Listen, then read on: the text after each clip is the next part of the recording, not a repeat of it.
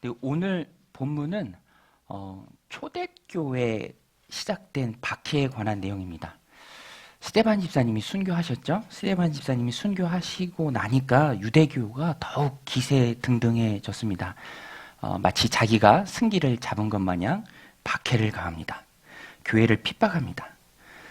나중에는 회심하는 사울이지만 여기에서는 스데반 집사님의 죽음을 마땅히 여기고 교회를 핍박하는 데 앞장섭니다. 오늘 말씀 1절로 3절인데요. 우리 같이 한번 읽어보겠습니다. 시작. 사울은 그가 죽임 당함을 마땅히 여기더라.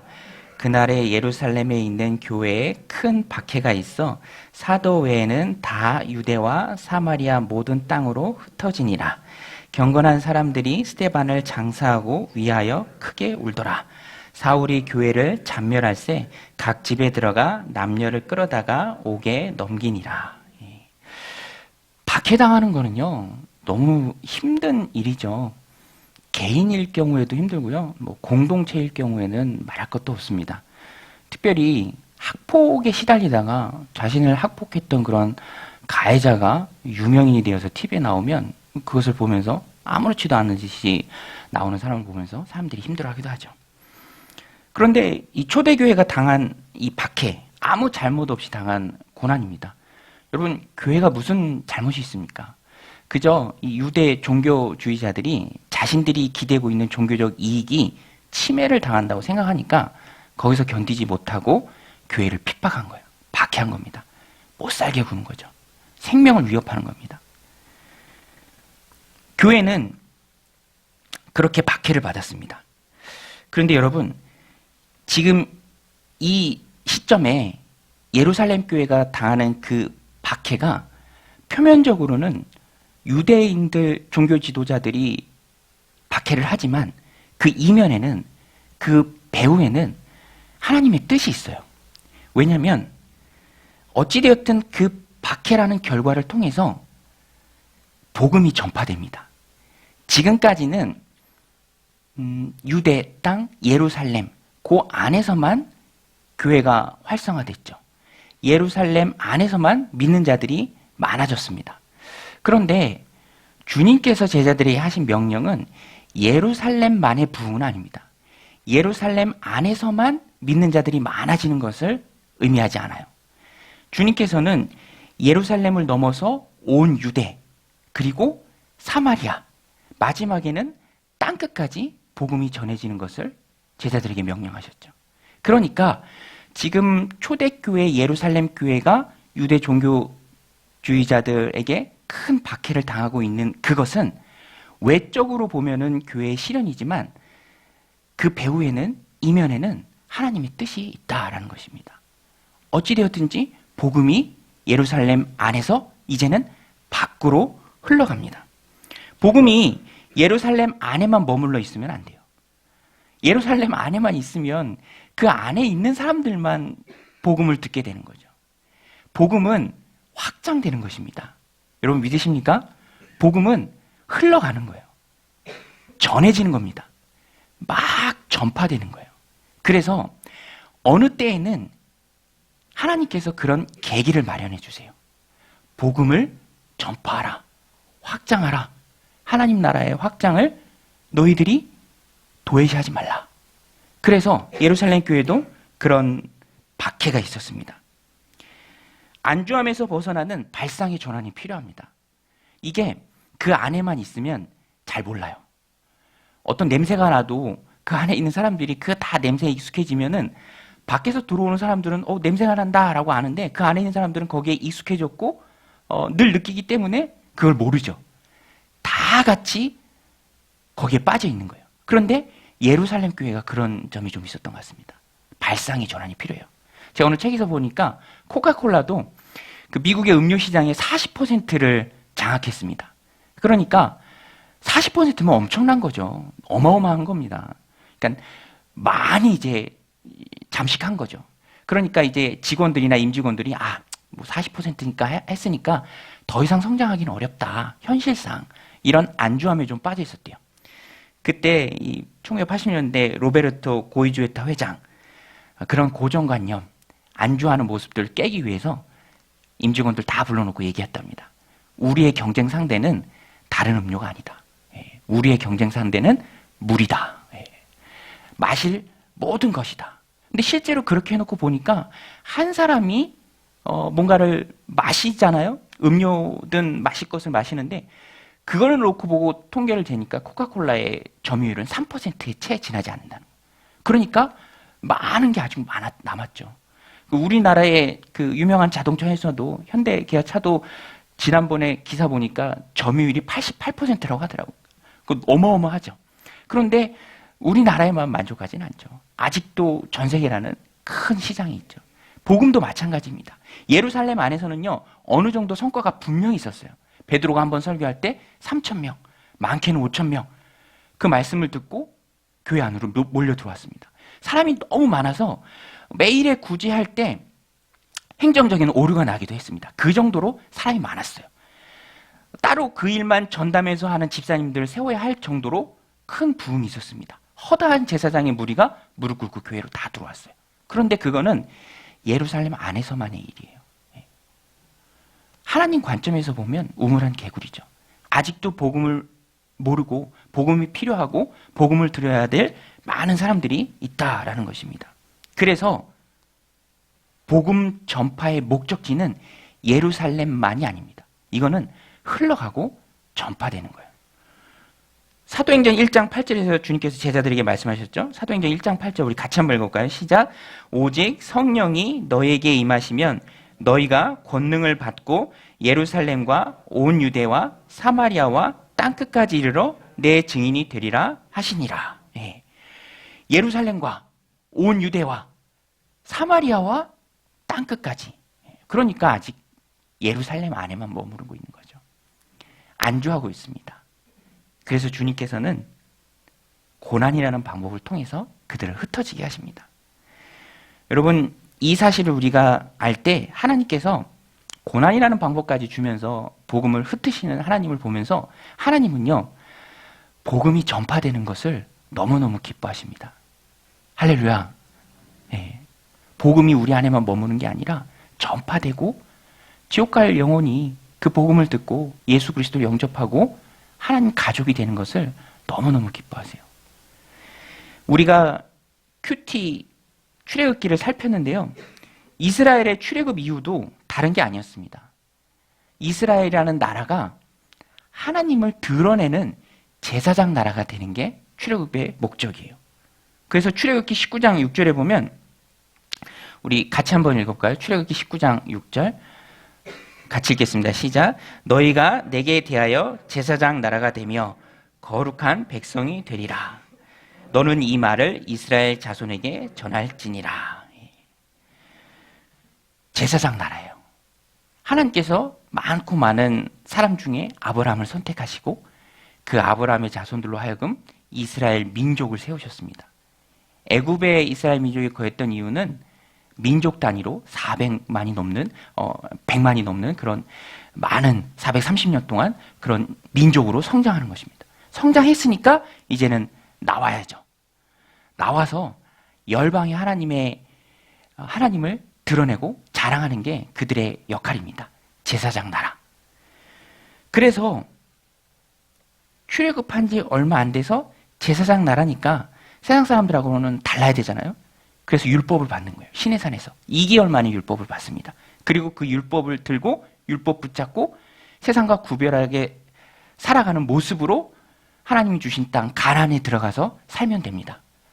여러분, 그런데 가나안 땅에 들어가서 이스라엘 백성들이 하나님의 백성으로서 제사장 나라로서 잘 살았나요? 잘 못 살았죠. 밤낮 우상 숭배하느라 잘 못 살았습니다.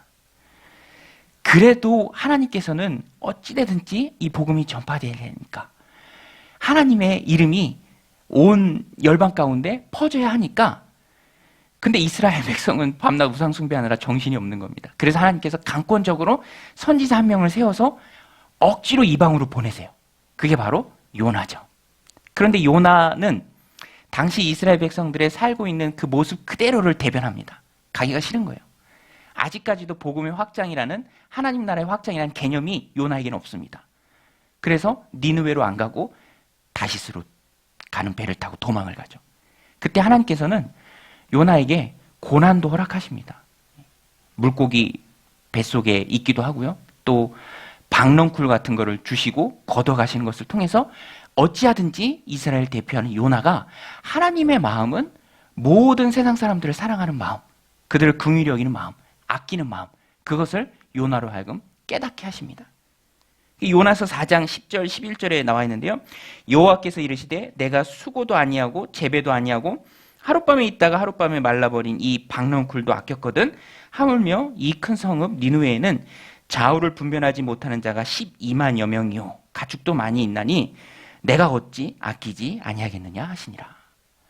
이렇게 많은 사람들이 있는데 그들이 이방이라고 해서 내가 아끼지 않겠느냐. 나도 그들을 아낀다. 이게 바로 이스라엘이 알아야 할 하나님의 마음이고요. 요나가 깨달아야 할 하나님의 마음입니다. 복음은 예루살렘 안에만 머무르고 있으면 안 돼요. 하나님이 아끼는 많은 사람들을 향해서 흘러가야 합니다. 그들도 복음을 듣고 나처럼 하나님의 백성이 되어야 합니다.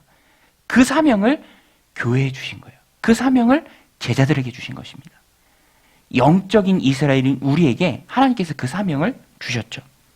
복음으로 구원받아야 할 사람의 예외는 없다.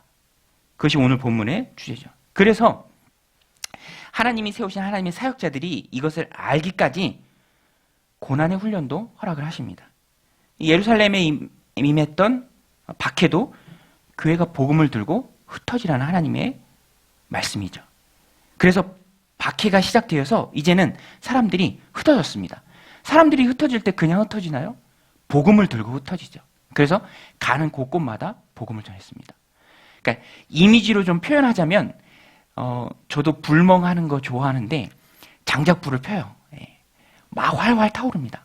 그때 누군가 돌을 그냥 냅다 장작불에다 집어 던지는 거예요. 그런데 그 장작불이 타고 있던 곳이 잔디밭이라고 가정을 해봅시다. 그럼 어떻게 되죠? 사방으로 불씨가 휘날리면서 여기저기서 불꽃이 번지면서 다시 거기서 불이 타오르는 것이죠. 예루살렘 안에서는 활활 타오랐습니다. 근데 예루살렘 안뿐이에요. 그런데 하나님의 계획 가운데 박해가 교회 가운데 임했을 때 그게 확 번지는 거죠. 이곳저곳에 가서 복음을 전했습니다. 사마리아까지도 내려갔죠. 외적인 모습은 교회에 박혀지만 결과는 복음의 전파입니다. 여러분, 하나님의 뜻은 복음 전파에 있는 줄로 믿습니다. 그래서 우리 강동 정연교회도 하남에 있는 정연교회가 분립한 교회잖아요. 강동 지역을 책임지는. 그래서 우리도 이쪽에서 번성해야 됩니다. 확 불살라 올라져야 돼요. 하나님의 복음이. 그것이 바로 하나님의 뜻이기 때문에 그 안에만 자기들끼리만, 어떤 신학자가 그런 말을 했습니다. 교회놀이. 그냥 우리끼리 즐거운 거예요. 우리끼리 좋은 거예요. 그러면 끼리끼리만 되잖아요. 하나님의 뜻은 그게 아닙니다. 예루살렘 부흥했느냐? 그럼 거기서 안주하지 말고 나아가라. 사마리아로 가라. 땅끝까지 가라. 그것이 하나님이 교회에게 주신 귀한 사명이죠. 그래서 고난이 내게 임했을 때 내가 잘못해서 받는 고난도 있지만 어떤 고난은 하나님의 놀라운 섭리와 선한 계획 가운데 나로 하여금 깨닫게 하기 위해서 주시는 고난도 있습니다. 예루살렘 교회에 있어서 외적인 박해가 그것이었어요. 그래서 기독교 변증가 C.S. 루이스는 유명한 말을 남겼죠. 고난은 하나님의 확성기다. 하나님의 확성기. 하나님께서 그 사람에게 하시고자 하는 말씀이 있어서 계속 하시는데 다른 것에 정신이 팔려서 못 들어요. 그럼 어떻게 됩니까? 확성기를 가지고 크게 얘기해야죠. 그래서 들을 수 있도록, 깨달을 수 있도록. 그런데 예루살렘 교회에 있어서 그 고난은 하나님 확성기였어요. 거기에만 안주하지 말고 복음이 필요한 자들에게 나아가라. 복음으로 구원받아야 할 사람들에게 있어서 예외는 없다. 주님께서 말씀하시죠. 이것을 놓칠 때 하나님께서 고난이라는 확성기도 허락해 주십니다. 그런데 여러분, 우리에게도 어떤 면에서는 이 코로나가, 아마 그런 생각들 다 해보셨을 거예요. 코로나가 그냥 생길 리가 있습니까? 그리고 성경을 보면 전염병은 하나님 진노의 의미가 많이 있어요. 어떤 면에서는 코로나가 우리에게 있어서 하나님의 확성기일 수 있습니다. 그래서 우리는 이 시기를 보내면서 몇백 년 만에 오는 시기에서 그 한가운데로 지금 저와 여러분들이 살아가고 있는 거예요. 하나님 선교 역사에 있어서도 그 가운데도 하나님께서 말씀하시고자 하는 바가 있죠. 어떤 분은 그렇게까지 얘기해요. 이것은 하나님의 징계이고 징계의 의미가 분명히 있다. 저도 그 말에 일견 동의하는 생각이 있습니다. 왜냐하면 말씀드린 것처럼 전염병이라는 그 자체가 하나님 징계의 의미를 분명히 담고 있어요. 성경을 보면. 그리고 어찌되든지 이 코로나 때문에 우리가 하나님 예배하는 일에 제한을 당하고 있어요. 이사야서에 보면 하나님께서 이스라엘 백성들을 그렇게 말씀하십니다. 너희들이 예배하는 건 내가 못 견디겠다. 가증하다. 성애와 아울러서 악을 행하는 너희 예배가 나에게 무슨 의미가 있느냐. 참 그런 의미도 우리에게 있는 것 같아서 코로나 시기에 우리가 우리의 신앙을, 한국교회의 신앙을 점검해 볼 필요가 있습니다. 또 한 가지 이 코로나의 확신은 이 확성기 같은 코로나는 어떤 면에서는 견고한 신앙의 훈련이 되기도 해요. 왜냐하면 신앙은요, 믿음은요, 위험이 임했을 때 그 진짜가 드러납니다. 평상시엔 몰라요. 평상시엔 다 똑같은 것 같아요. 다 믿음 좋은 것 같습니다. 그런데 우리 교회 역사에서도 신사참배 때 참 믿음이 드러났잖아요. 마찬가지로 코로나 시국에 안타깝게도 떠나려 가는 사람들이 분명히 있습니다. 그런데 진짜 알곡 같은 하나님의 백성들이 견디고 힘내면서 이겨낸다라는 거예요. 코로나의 시국을 이겨내면서 견디는 그런 알곡 같은 신자들이 분명히 있다라는 것입니다. 사랑하는 성도 여러분, 알곡이 되길 원하십니까? 할렐루야. 그러면 우리가 버티고 이겨내면서 우리가 하나님 선택하신 알곡이라는 것을 증명해 보일 필요가 있어요. 이 코로나 시국에. 나는 이래도 안 떠내려간다. 나는 이래도 오직 주님만 붙는다. 나는 이래도 복음만이 살 길이다. 그런데 가장 크게 코로나를 통해서 하나님의 확성기로서 우리가 깨닫는 게 뭐냐면 아마 다 동의하실 겁니다. 일상의 소중함이에요. 일상의 소중함. 전에 얘기했잖아요. 저희 아이도, 막내 아이도 코로나 세대라 마스크 안 쓰면 큰일 나는 줄 압니다. 어떨 땐 집에서도 잘 쓰고 있어요. 그리고 TV만 보면 마스크 안 쓴 분들이 나오잖아요. 법에 따라서 TV에서 하는 분들은 마스크 안 써도 돼요. 그러면 큰일 난다는 거예요. 저분 코로나 걸리겠다고. 일상의 소중함이 다 없어졌죠. 학교를 왜 이렇게 많이 가냐고 하는 애들도 있어요.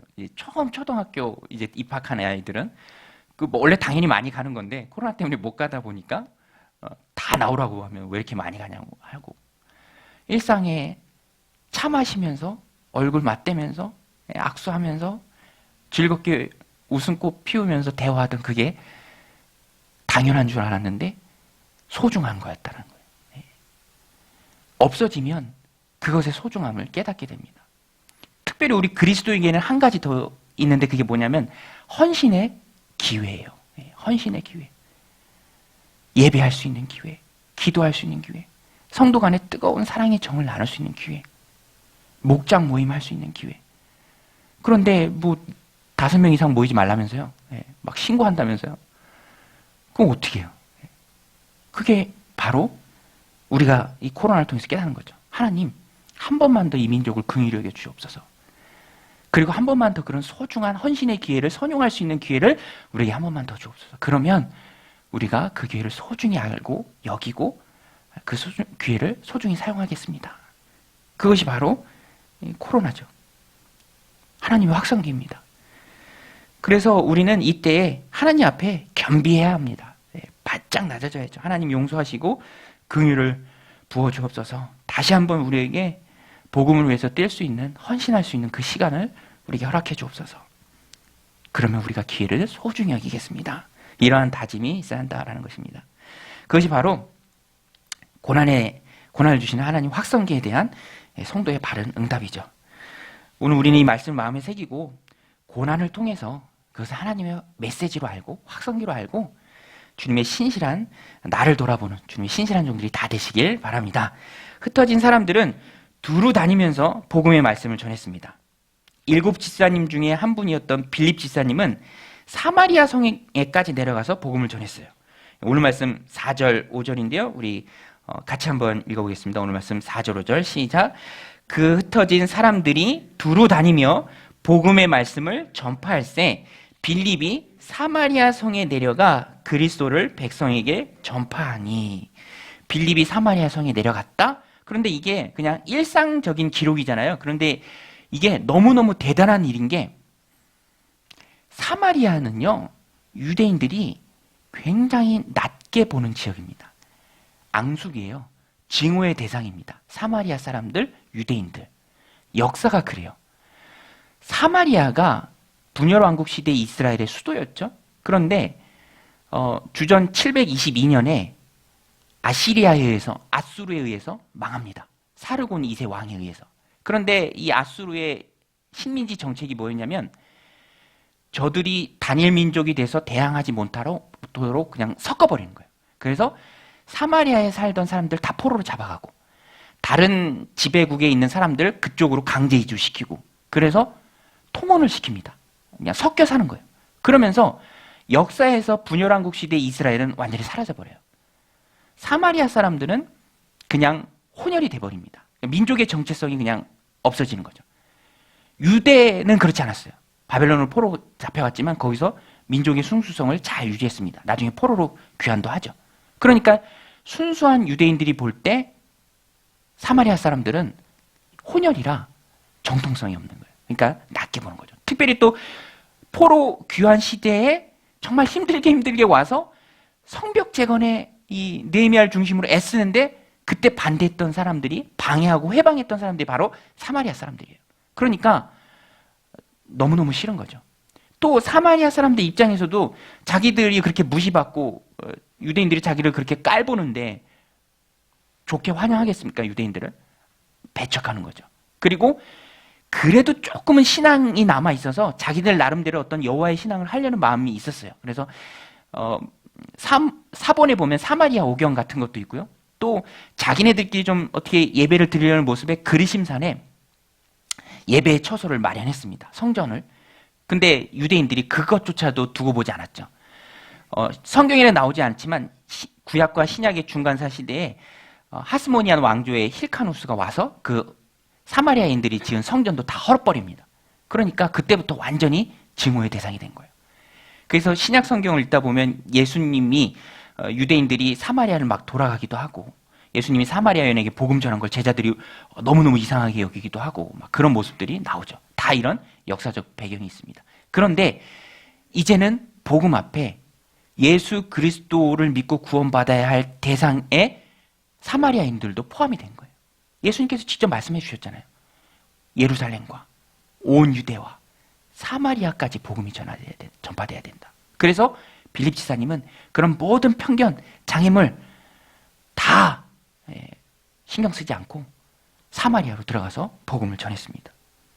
그러니까 놀라운 일들이 있었죠. 오늘 사마리아로 들어가서 복음의 말씀을 전하는 그런 빌립 집사님의 모습을 보면서 우리가 깨달아야 할 것이 있습니다. 그것이 뭐냐면 복음에는 예외가 없다는 거예요. 우리 한번 따라서 읽겠습니다. 복음에는 예외가 없다. 유대인들도 예수 그리스도 믿고 구원받아야 하고요. 사마리아 사람들도 예수 그리스도를 믿고 영접하고 구원을 받아야 합니다. 우리도 구원받아야 하고요. 저 북녘 땅에 있는 사람들도 구원받아야 하고요. 온 세계 사람들 다 예수 그리스도를 믿고 구원받아야 합니다. 그러니까 복음은 흩어져야 돼요. 전하는 자가 없이 어떻게 들을 수 있겠습니까? 열심히 복음을 전해야 하는 것이죠. 예외가 없기 때문에. 빌립 집사님으로 인해서 빌립 집사님 복음을 들고 사마리아에 들어갔기 때문에 사마리아에 복음이 전파되고 그리스도의 계절이 온 거예요. 놀라운 하나님의 역사죠. 오늘 말씀 6절, 8절인데요. 우리 같이 한번 읽어보겠습니다. 6절, 8절 시작. 무리가 빌립의 말도 듣고 행하는 표적도 보고 한 마음으로 그가 하는 말을 따르더라. 많은 사람에게 붙어있던 더러운 귀신들이 크게 소리 지르며 나가고 또 많은 중풍병자와 못 걷는 사람이 나으니 그 성에 큰 기쁨이 있더라. 할렐루야. 사마리아 성에 복음이 전파되니까 큰 기쁨이 있었습니다. 놀라운 그리스도의 계절이 왔죠. 빌립 집사님만 찾아간 건 아니에요. 이 후반부에 보면 베드로와 요한도 사마리아로 갔습니다. 그런데 여러분, 베드로는 그렇다 쳐도 요한은요, 참 놀라워요. 이 사도 요한이 원래 별명은 보아너기예요. 아주 그냥 흥분하고 아주 버럭하는 사람이었습니다. 그런데 사랑의 사도가 됐죠. 성령 받고 난 다음에. 그런데 이 보아너기 시절 사마리아 사람들이 예수님 지나가는 거 거부했어요. 그때 이 요한이 뭐라 그랬냐면, 예수님 하늘로 명해서 불을 내려오게 해서 저들 다 살라버리라고 할까요? 이렇게 얘기했다가 예수님한테 큰 꾸중을 듣기도 했습니다. 그런데 그 요한이 그 사마리아로, 전에는 불로 진멸해야 될 사람이라고 말했던 그 사마리아 사람들에게 그리스도의 피 묻은 복음을 들고 들어온 거예요. 놀랍죠? 복음은요, 복음 전하는 사람도 변화시킵니다. 복음을 듣는 사람도 변화시키고요. 복음 안에 하나가 되는 거예요. 복음 안에 자존심 세울 일도 없고요. 복음 안에 싸울 일도 없습니다. 복음 안에 모든 앙숙, 관계가 다 해결되는 거예요. 놀랍죠? 그리고 그 사마리아 사람들을 향해서 베드로와 요한이 성령 받기를 기도합니다. 성령 받기를 기도하니까 그들에게 성령이 임해요. 오늘 말씀 14절, 15절이죠. 예루살렘에 있는 사도들이 사마리아도 하나님의 말씀을 받았다 함을 듣고 베드로와 요한을 보내매 그들이 내려가서 그들을 위하여 성령 받기를 기도하니. 그런데 여러분, 베드로와 요한이 사마리아로 내려온 것은 하나님의 주권적인 역사입니다. 왜냐하면 보세요. 예루살렘 교회가 있어요. 아주 부흥하는, 정말 성령이 충만하게 역사하시는 교회입니다. 그런데 이제 빌립 집사님의 전도로 말미암아 사마리아 교회가 신생교회로 이제 성장하려고 합니다. 그러면 이 교회 간에 연결고리가 있어야 돼요. 유대감도 있어야 합니다. 그리고 이어지는 연속성이 있어야 돼요. 왜냐하면 역사에 있어서 이 사마리아와 유대인들의 관계가 앙숙이었기 때문에 그런 것들이 반복돼서 복음에 가로막는, 너는 유대인 교회, 우리는 사마리아인 교회, 이렇게 되면 안 됩니다. 그러니까 서로 아주 편한 마음으로 오고 가는 그런 영적인 교류가 있어야 합니다.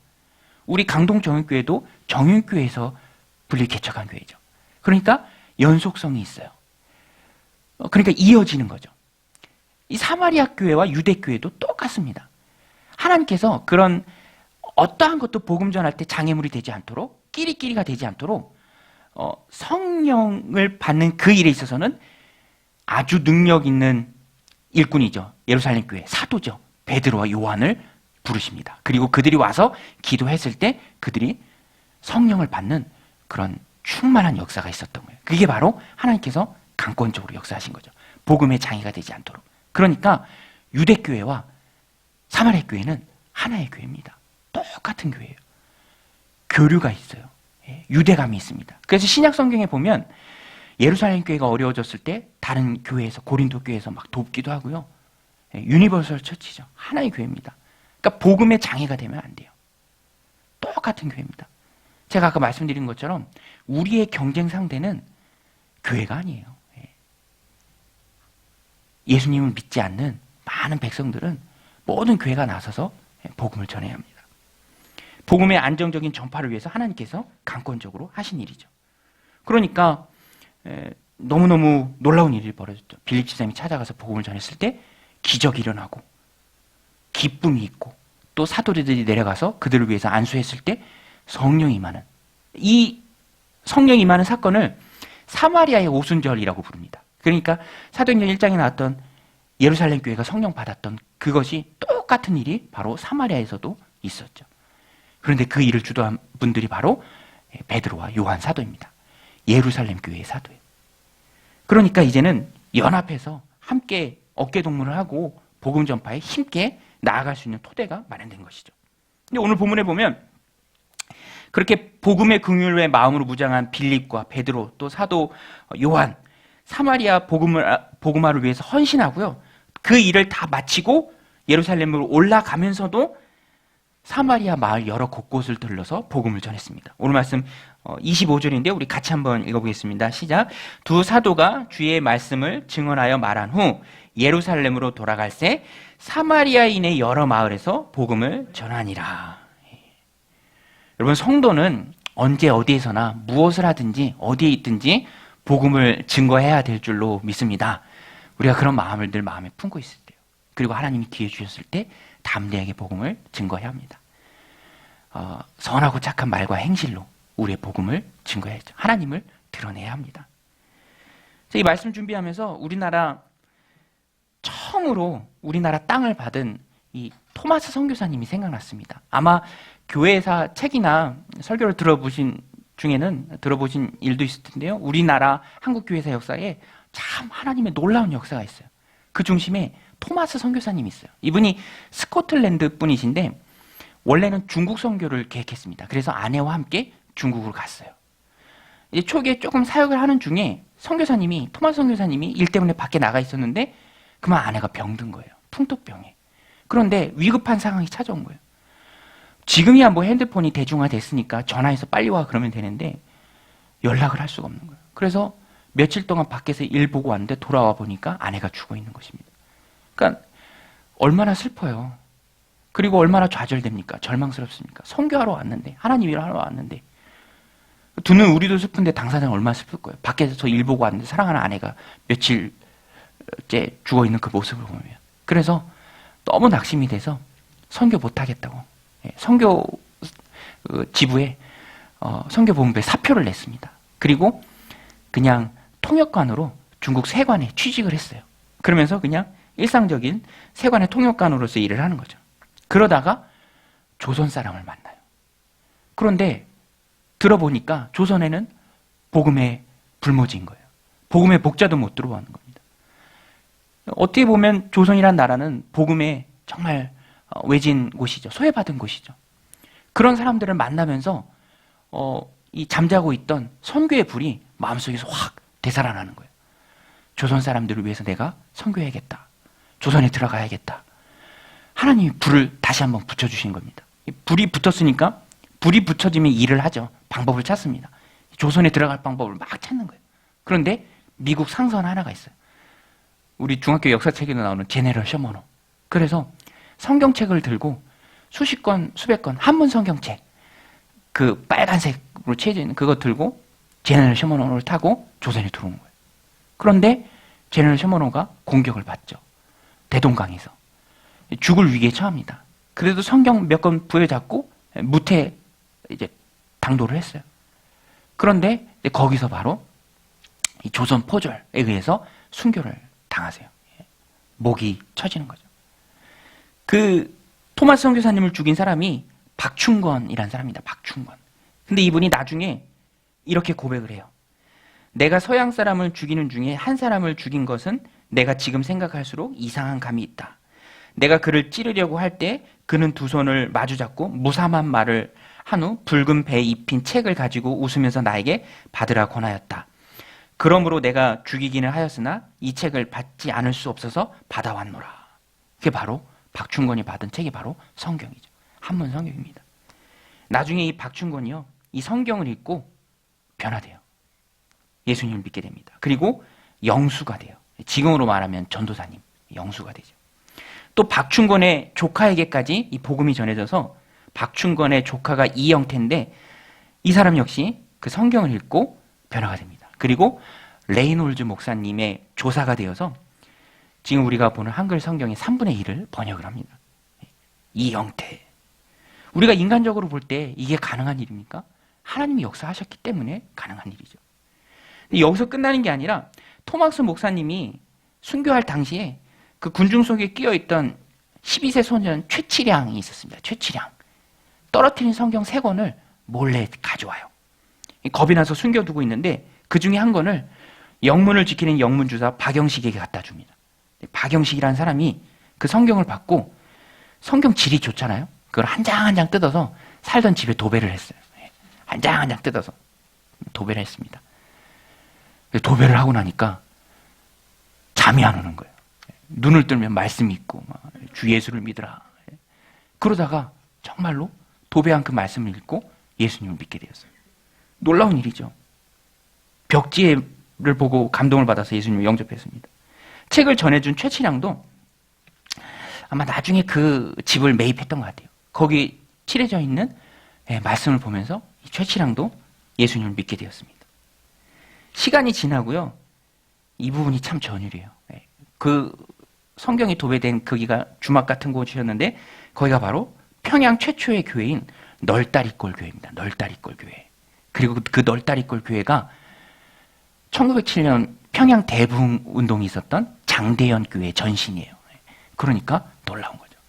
이렇게 보면 이어지고 이어지는 그 이어지는 점들이 있어요.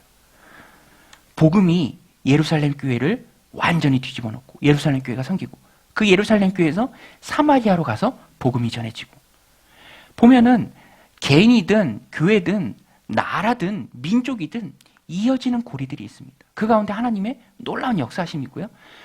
순종하며 복음 전하는 사람들이 그 일에 바로 쓰임이 되는 거예요. 우리 강동정교회도 얼마나 놀랍고 아름답습니까? 정윤교회에서 강동정윤교회로고, 예.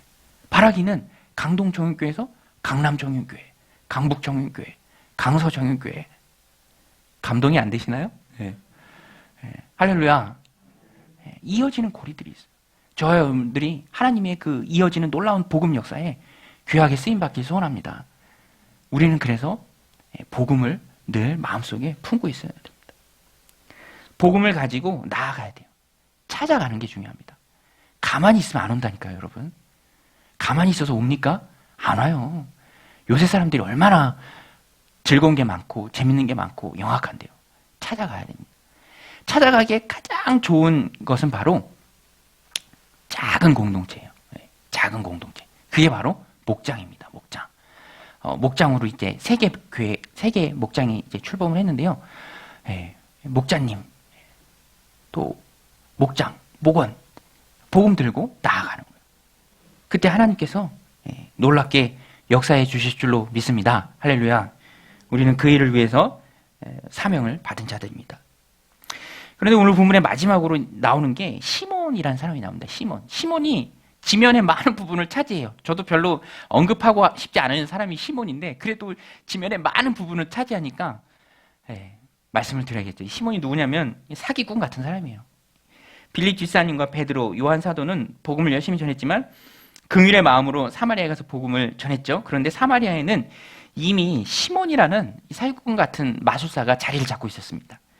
그런데 그도 빌립 집사님의 전도를 받고 세례를 받기는 해요. 믿은 것 같긴 합니다. 그런데 이렇게 보면 진짜로 믿었다고는 말하기 어려워요. 왜냐하면 나중에 아주 베드로한테 호되게 책망을 받죠. 그리고 그가 빌립 집사님을 아주 그냥 착같이 따라다니긴 하는데 그것도 목적은 사심입니다. 사심. 자기도 그런 능력을 좀 받고 싶은 거예요.